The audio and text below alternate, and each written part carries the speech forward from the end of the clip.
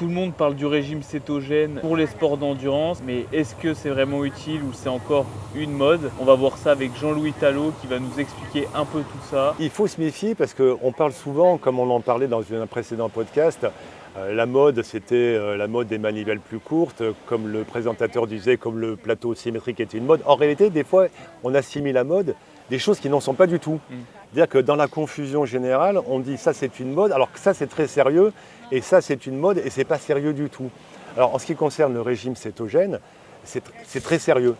C'est pas une mode parce que clairement, les nouvelles données qu'on a sur la diététique montrent clairement que pour l'homme normal, qui se sert de la pyramide alimentaire importée directement des États-Unis, grosso modo 50% de glucides, 30% de lipides, 15% de protides, clairement cette pyramide était, largement influencée par les trusts, notamment les céréaliers américains, les fruitiers américains, qui avaient un gros poids sur le marché.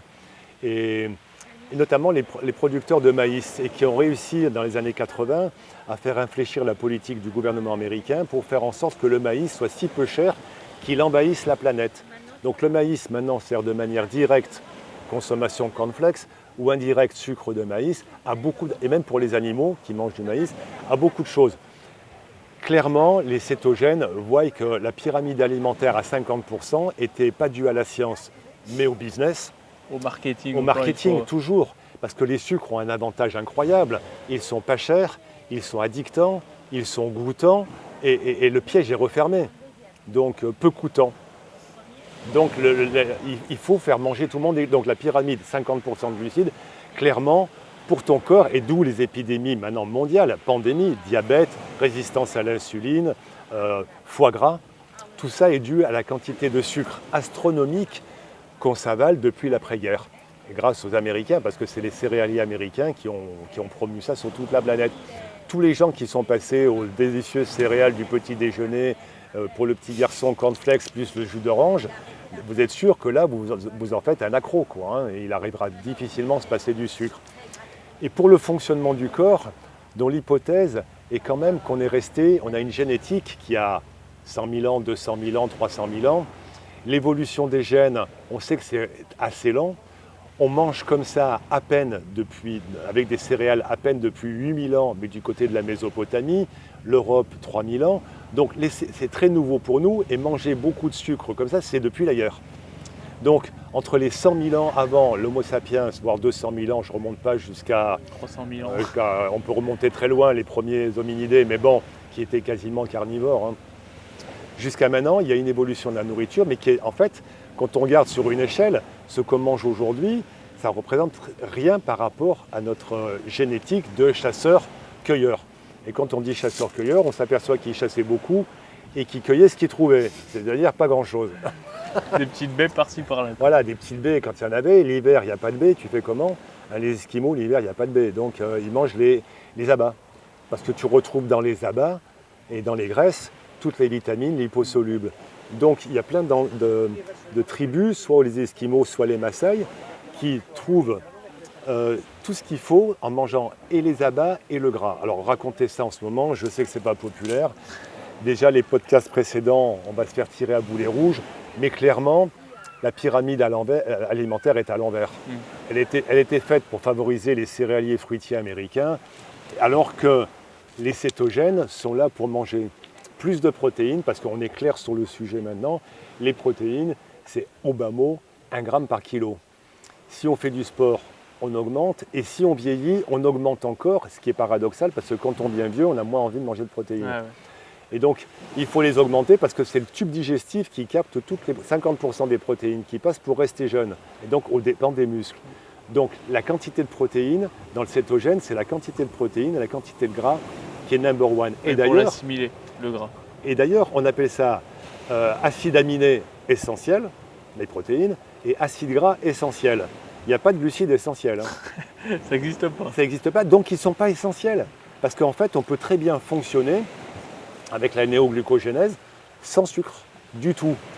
Alors passer de la quantité de sucre astronomique qu'on s'est mis dans le baquet depuis la guerre à sans sucre, c'est quand même, il faut une étape. C'est quand même un choc. C'est quand même un choc. Mais quand vous le faites, Le confort est tel parce que quand vous êtes en cétose, c'est-à-dire que quand vous dégradez... Est-ce que tu peux nous expliquer ce que c'est cet effet de cétose? Qu'est-ce qui se passe Ouais. quand on enlève les sucres? Parce que là, on a fait une petite rétrospective sur l'historique. Est-ce que tu peux nous parler de ce qui se Alors, passe on ne va pas rentrer trop dans la biochimie, Non, mais quand tu manges plus de sucre, ben, ton corps va en fabriquer quand même avec de la graisse, des graisses saturées, et des graisses saturées que tu as sur toi, ou les graisses que tu peux manger, et les protéines. Il fait une espèce de biochimie, et il fabrique du sucre, la néoglucogénèse.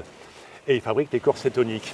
Et donc, à un moment donné, la combustion, même ton cerveau, on dit le cerveau aime le glucose. Il aime le glucose si tu ne lui proposes pas autre chose. Mais si tu le mets en cétose, il va préférer les cétoses au glucose. Parce que les cétoses te rendent euphorique, fonctionnent très très bien avec ton cerveau, parce que c'est ta physiologie paléolithique, c'est tes gènes. Le paléolithique, il restait souvent 3 jours sans manger. Hein. Et quand il mangeait, il se goinfrait, il mangeait les abats, le gras, et souvent il file le muscle au chien. Ouais. C'est ce qui se passe pour les Maasai en Afrique. Ouais. Et donc la cétose, c'est extrêmement confortable, c'est cerveau clair, c'est... Tu vas maigrir puisque tu vas manger ta graisse. Ouais. Mais n'ayez pas peur, la graisse, il en reste toujours. Hein. On a de la marge. J'ai toujours les gens qui me disent « Non mais j'ai peur de perdre trop de graisse ». Peur de perdre trop de graisse, ça n'arrive que dans des endroits... de la guerre où on perdait beaucoup de graisse, mais sinon perdre trop de graisse, ça n'arrive pas. Quoi, hein. Et donc c'est quoi l'avantage d'avoir ce régime-là, de sécréter des cétones pour le triathlon? Alors, pour le triathlon, c'est qu'un triathlon, plus un effort est long, 8 heures, 10 heures, 12 heures, plus tu es loin de ton seuil. Donc plus tu es en lipolyse. Plus ta lipolyse est activée et puissante, plus tu es confortable. Ta capacité à brûler du gras, ton corps va s'alimenter. Alors, c'est jamais 100% de lipolyse. Oui, c'est toujours de réservoir. C'est toujours de réservoir. Hein.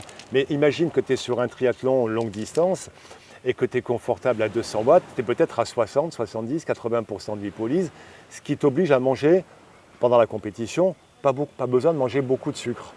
Parce que tu es à 20% de glycolyse. Ça, c'est pour le triathlon. L'endurance, par définition, c'est sa capacité à être en lipolyse, à utiliser ses graisses. Alors maintenant, on fait de l'endurance compétition, c'est-à-dire qu'on veut utiliser les graisses, oui, mais utiliser les sucres aussi, parce que quand tu donnes le choix entre deux, la graisse, c'est difficile à produire. Faire les corps cétoniques, c'est une opération biochimique, néoglucogénèse, compliquée. Mais du glucose direct, bon, le corps, il choisit entre deux mots le moindre, il prend du glucose direct. Donc pour les compétitions maintenant, les gars s'entraînent à assimiler la plus grande quantité de sucre possible. Mais à l'entraînement, tu n'as pas nécessairement besoin de faire le même truc. Il faut s'entraîner aussi à assimiler des sucres, mais l'endurance, c'est fondamentalement la lipolyse. La lipolyse, si tu es encore en lipolyse à 300 watts, à 80% de lipolyse, c'est très confortable. Et c'est quand même, moins tu manges de sucre, moins tu fais gicler l'insuline, et l'insuline, c'est l'hormone qui déclenche toutes les inflammations de tous les côtés. Alors, je sais que je vais attaquer un chapitre là où les médecins vont être vent debout, mais quand même, clairement, on s'est trompé sur quelques maladies qui sont très popularisées depuis l'après-guerre, cholestérol, diabète, etc. Mais en fait, il y en a pas mal qui commencent à dire, en fait, le coupable, c'était pas du tout les graisses, loin s'en faut, même c'est documenté. Les graisses n'étaient coupables de rien du tout, c'était les sucres, et la quantité de sucre qu'on s'avale 3, 4, 5 fois par jour, donc insuline au taquet, 3, 4, 5 fois par jour. Insuline, hormone anabolisante, mais inflammatoire. Et donc on sait maintenant que la cause de la plaque d'athérome, ce n'était pas le gras, c'est documenté, c'est l'inflammation de l'artère qui est due à l'insuline. Idem, alors je ne vais pas me lancer parce que là les médecins vont être vent debout pour ceux qui sont... Mais l'influence de Big Pharma, tout à l'heure je te parlais de l'influence de General Food sur les céréaliers, tu as General Food d'un côté, et de l'autre côté tu as Big Pharma, et tout le monde est content, quoi. Hein. L'essentiel c'est que la maladie tue très tard, mais qu'elle dure longtemps. Bon, type diabète. Ouais, donc on voit que le sucre, c'est vraiment un dogme, on peut s'en passer. On peut se passer de sucre. Pour sa prépa Ironman, et réintroduire pour tester un peu dans les entraînements. Et comme ça, sur la performance, ça sera plus confortable. Tu veux de la performance, oui, si tu veux de la performance. Mais on n'est pas obligé. Nous, par exemple, on ne l'a pas fait. On n'a pas réintroduit de sucre. Tu es obligé de rien du tout. Ouais. Ta performance n'est pas égale avec ou sans sucre. Voilà. Le diesel ne donne pas les effets de l'essence raffinée. Mais le diesel dure longtemps. mais sans se raffiner, tu en consommes plus. C'est vraiment ça, hein, ces Ouais, diesels. faut vraiment peser le pour et le contre Peser et le faire pour ce et le qui est, contre, ce qui est le mieux pour toi. Voilà. Vu qu'on Alors, n'est pas des pros, on n'est pas obligé de prendre des glucides. un athlète parce de qu'on- compétition qui joue sa vie sur Hawaï et qui arrive à avaler 200 grammes de sucre, comme un certain, je crois que c'est Ledlow, hein, Ouais. qui est comme ça, il arrive à avaler 200 grammes de sucre, qu'il le fasse. Hein. S'il le supporte, qu'il ne vomit pas, qu'il n'a pas une diarrhée, etc. Et qu'il arrive à les assimiler sans qu'il y ait un conflit digestif avec son effort. Mais le conflit digestif, sur un effort constant, est en fait largement sous maxima. C'est peut-être jouable pour certains.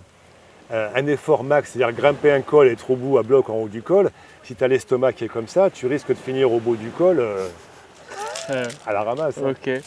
Bon voilà, là vous avez une petite capsule vidéo où vraiment on retrace le cétogène et ce que c'est vraiment utile. Et puis on voit que c'est pas juste une vaste fumisterie et que c'est vraiment quelque chose d'utile, c'est pas juste une mode.